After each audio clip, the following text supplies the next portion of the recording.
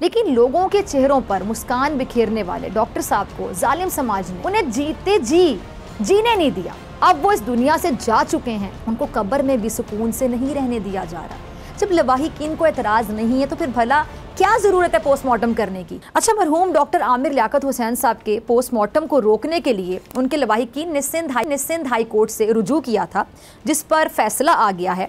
Sindh high court ने मारूफ anchor person doctor Aamir Liaquat Hussain के पोस्टमार्टम का जुडिशल मजिस्ट्रेट का फैसला मुअत्तल कर दिया है। अदालत ने डॉक्टर आमिर लियाकत हुसैन के पोस्टमार्टम से मुतालिक स्टे ऑर्डर जारी कर दिया है और समाअत के बाद मीडिया से गैर रस्मी गुफ्तगू करते हुए डॉक्टर आमिर लियाकत की बेटी, बेटा, साबिक अहलिया और उनके वकील ज़िया आवान ने कहा है कि बेनज़ीर भुट्टो लियाकत अली खान का भी पोस्टमार्टम नहीं हुआ था। हमें लगता है कि डिप्रेशन की वजह से डॉक्टर आमिर लियाकत जान की बाजी हारे और डिप्रेशन देने वालों के खिलाफ हम अलग से केस करेंगे। नाज़रीन, डॉक्टर आमिर लियाकत एक बहुत अच्छी शख्सियत के मालिक थे। दूसरों का दुख समझने वाले, दूसरों के गम बांटने वालों में उनका शुमार होता था। लेकिन लोगों के चेहरों पर मुस्कान बिखेरने वाले डॉक्टर साहब को जालिम समाज ने उन्हें जीते जी जीने नहीं दिया। क्या हुआ उनके साथ आखिर में? आप सब ने देखा कि ये जो जालिम समाज इसने किया क्या।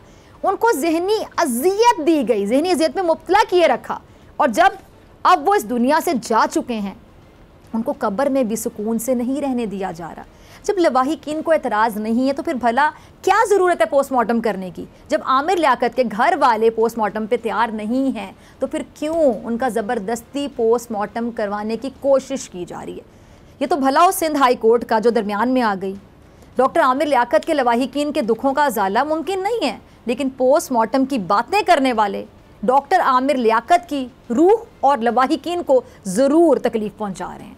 और शायद किसी ने सच ही कहा है कि जो इंसान दूसरों को रिलीफ पहुंचाने की कोशिश करता है तो समाज उतना ही उसकी तकलीफ़ का बाइस बन जाता है। ठीक वैसे ही आमिर लियाकत को दुनिया से जाने के बाद भी सताने की कोशिश की जा रही है, लेकिन अब डॉक्टर आमिर लियाकत मरहूम और उनके अहले खाना को सताने की रविश को तर्क करना होगा, वरना ऐसे नहीं चलेगा।